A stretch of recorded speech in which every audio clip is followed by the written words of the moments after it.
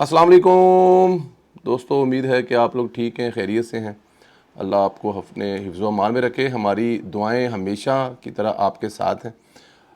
آپ پر آپ کے والدین کا سایہ قائم رہے اور بچوں پر آپ کا سایہ قائم رہے۔ اس وقت جرمنی کے شہر فرینکفرٹ میں رات جو ڈرائیو کر کے یہاں تک پہنچے ہیں، تھکاوٹ کے برے حال، بٹ یہ ہے کہ ابھی نہا دھو کر فریش ہو کر آج فرینکفرٹ گھومیں گے۔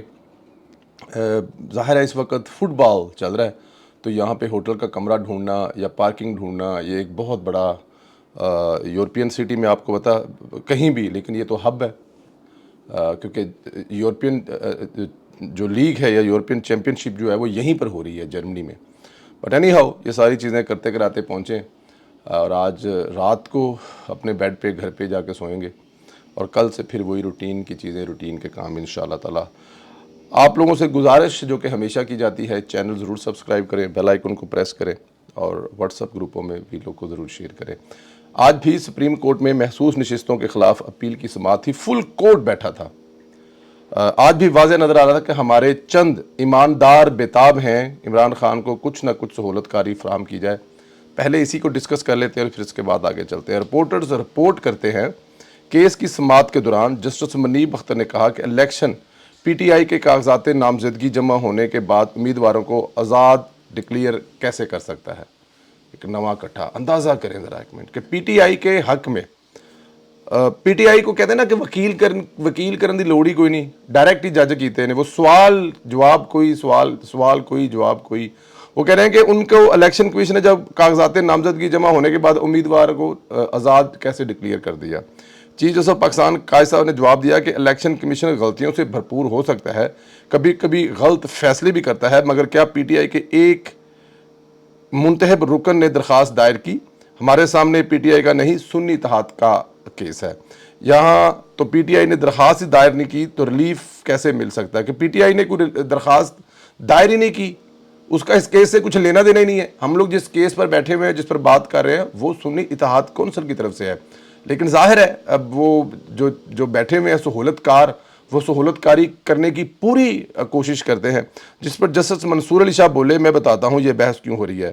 ہم کسی سیاسی جماعت کو نہیں بلکہ لاکھوں کی تعداد میں نکلنے والے ووٹروں کے حقوق کا بطور سب سے بڑی آئینی عدالت تحفظ کر رہے ہیں۔ چیف جسٹس قاضی فیصلہ کے آج حلف دہرایا، ہمارے حلف میں آئین کی پابندی درج ہے۔ انہوں نے ججوں کو بتایا کہ ہمیں آئین کے مطابق چلنا ہے۔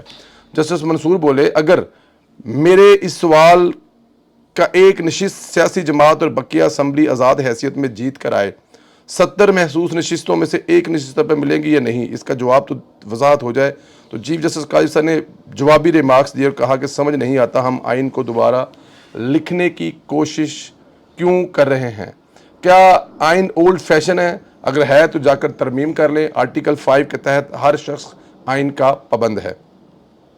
جسٹس اطہر من اللہ سے کبھی بھی نہیں رہا گیا اور رہا بھی نہیں جاتا، تو آج بھی نہیں رہا گیا۔ بے صبری میں حدیں پار کہا کہ ملک میں جاری بنیادی حقوق کی خلاف ورزیوں پر سپریم کورٹ اپنا سر ریت میں دبا کر نہیں بیٹھ سکتی۔ انف از انف۔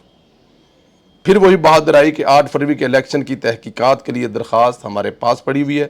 سوال یہ ہے کہ اس درخواست کا کیس ہی نہیں ہے، بار بار اطہر من اللہ اس طرف کیوں جاتے ہیں جو معاملہ عدالت میں نہیں ہے۔ اب یہ جو 2-4 اندر بیٹھے ہوئے ہیں نا، ہم خیال بیٹھے ہوئے ہیں ابھی تک، ان کے لیے کوئی فرق نہیں پڑتا ملک کہاں جا رہا ہے، ملک میں کیا ہو رہا ہے۔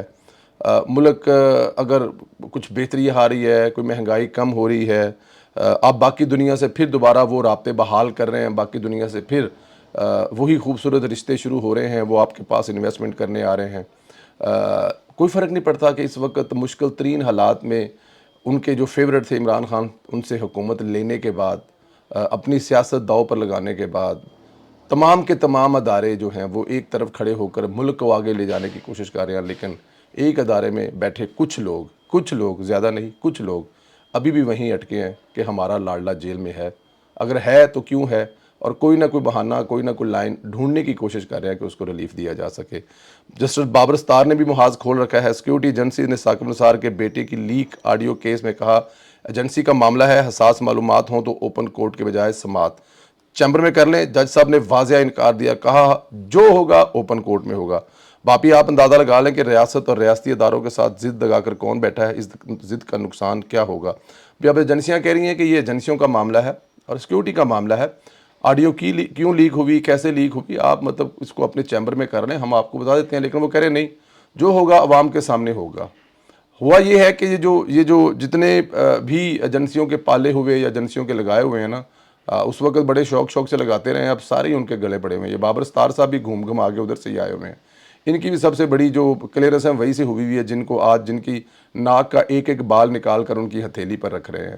تو اب وہ جو درخت یا پودے یا جو آپ نے لگائے تھے، بیج پھینکے تھے، اب تناور درخت ہو گئے، اب ان کو سنبھالنا جو ہے ایجنسیوں کا ہی کام ہے۔ اب اس میں میں اور آپ کیا کر سکتے ہیں؟ لیکن اب یہاں پہ بابر ستار کا بھی پرابلم یہ ہے، ان کو غصہ اس بات کا ہے کہ ایجنسیوں نے میرا جو ڈاٹا تھا وہ لیک کیوں کیا ہے، مجھے اس وقت جو سوشل میڈیا پر جو گندا کروایا وہ کیوں کیا ہے، کیونکہ یہ سب ایجنسیاں کرنے والی ہیں۔ تو اب یہاں پہ ذاتی بدلے کے لیے ملک جہاں جاتا ہے، جدھر جاتا ہے، اس سے کوئی فرق نہیں پڑے گا، اپنی دشمنی نکالنی ہے ایجنسیوں سے، کیونکہ میرا ڈیٹا لیک ہوا تھا۔ اس کے علاوہ جیسے بابر ستار کا اور پرابلم کیا ہو سکتا ہے؟ عمران خان اور بشرا بی بی پر ایک ہی کیس رہ گیا ہے جس کی وہ سزا کاٹ رہے ہیں، باقی کیس تو ججوں نے تقریباً ختم کر دی ہیں یا پھر ضمانتیں کر دی ہیں۔ عدت میں نکاح کیس میں دونوں گرفتار ہیں۔ اس کیس میں بھی اسلام آباد ہائی کورٹ سے ڈائریکشن لے لی ہے، 10 دنوں میں فیصلہ کریں یا سزا معطل کریں۔ اب اندازہ کریں دنیا میں شاید کسی جگہ پر ایسا ہوگا کہ کوئی جو جج ہے یا عدالت ہے وہ یہ ڈائریکشن دے دے اور ساتھ میں ایک ٹائم پیریڈ یا لیمٹ دے دے کہ 10 دن میں، اگر بائی لا ہے تو بس ٹھیک ہے، پھر تو ایک آپ کی پارلیمنٹ نے لا بنایا ہے۔ مطلب اگر پنجاب میں ابھی اس وقت حد کے عزت کا بل آیا ہے تو اس میں لا کے اندر لکھا ہے کہ 6 مہینے کے اندر فیصلہ ہونا چاہیے نا، یہاں پہ کوئی ڈائریکشن نہیں دے رہا، لا میں ہے، لیکن یہاں پر جو ہے باقاعدہ ڈائریکشن دی جاتی ہے کہ 10 دنوں میں اندر یا تو سزا ختم کریں یا سزا معطل کریں۔ یہ اگر عدالت، بڑی عدالت یہ کہہ رہی ہے تو چھوٹی عدالت میں بیٹھا جج کیا کرے گا؟ اپنے سینئر کا حکم عدولی کرے گا، 10 دنوں میں یا تو معطل کرے گا، وہ دو ہی چیزیں کرنی، یا معطل کریں یا سزا ختم کریں۔ یہ ہے کیس جو ابھی ایکچولی تو فیصلہ ہو گیا ہے، یہ 10 دن والا تو جج صاحب نے تکلف ہی کیا ہے، وہ اگر یہ بھی کہہ دیتے کہ میں ابھی سے ختم کر رہا ہوں تو ان کو کون روک لیتا، کون ان کا پین ان سے لے کر توڑ دیتا، کیونکہ یہ تاریخی فیصلہ ہے، دوبارہ پھر نہ کہیں لکھنا پڑ جائے۔ سیشن جج نے آج عدت میں نکاح کیس میں سزا معطلی کی درخواست پر فیصلہ محفوظ کر لیا، جو پرسوں دوپہر 3 بجے سنایا جائے گا۔ اس وقت عدالتیں جو کر رہی ہیں، جو کچھ ہو رہا ہے اچھا نہیں ہو رہا، اس وقت آئین اور قانون سے نکل کر بہت کچھ ہو رہا ہے جس کا انجام برا ہو سکتا ہے۔ یہ تو ہے، جتنے بھی کیس ختم ہو جائیں، عمران خان پر سنگین کیسز ابھی بھی باقی ہیں، لاڈلا باہر نہیں آندا پامیں کچھ ہو جاوے، یہ تو کنفرم بات ہے۔ خیر، مریم نواز صاحبہ کی کارکردگی پر بات کریں گے تو دن رات ایک کر کے عوام کے لیے سہولتیں نکال رہی ہیں۔ آج انہوں نے کنٹرولڈ ایکسس کوریڈور بند روڈ منصوبے کا دورہ کیا۔ وزیر اعلیٰ مریم نواز شریف نے سگیاں انٹرچینج سے بابو صابو تک سروس روڈ کا خود جائزہ لیا۔ مریم نواز نے ایلیویٹڈ بند روڈ کا بھی معائنہ کیا۔ انہوں نے بند روڈ پروجیکٹ جلد تکمیل کا حکم دیا۔ وزیر اعلیٰ مریم نواز شریف کا بند روڈ پروجیکٹ کی تکمیل کے لیے جولائی کی ڈیڈ لائن دی ہے۔ اب یہ روڈ جو ہے کافی دیر سے، مطلب کم از کم 4-5 مہینے تو میں بھی وہاں پہ رہ گیا ہوں، جب بابو صابو سے چڑھتے تھے تو بند روڈ بن رہا ہوتا تھا، لیکن ابھی تک وہ بن نہیں رہا ہے۔ تو پھر اس لیے اب مریم نواز صاحبہ یا وزیر اعلیٰ صاحبہ خود سامنے آئیں گی تو ہی کچھ ہوگا۔ دیکھیں یہاں پر مریم نواز صاحبہ جو ہیں وہ یہ سینٹری ورکر سے لے کر منسٹروں تک کنٹرول کر رہی ہیں، کہ ہر جگہ پہ کوشش کر رہی ہیں کہ وہ انوالو ہوں۔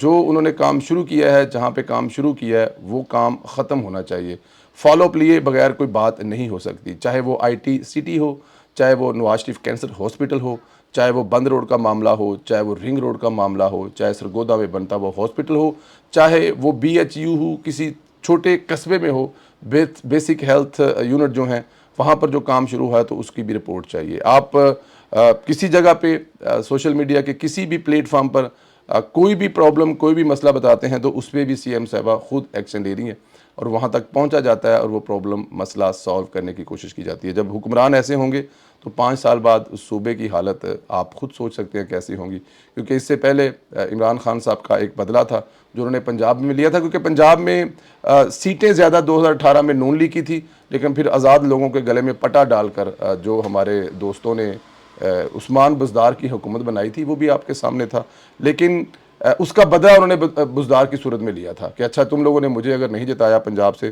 تو میں تحفے میں تمہیں بزدار دے کے جا رہا ہوں۔ پھر بزدار نے جو کیا تھا وہ ایک لمبی کہانی، بٹ اینی ہاؤ مجھے اجازت دیں، اللہ تعالیٰ کی ذات آپ لوگوں کو اپنے حفظ و امان میں رکھے۔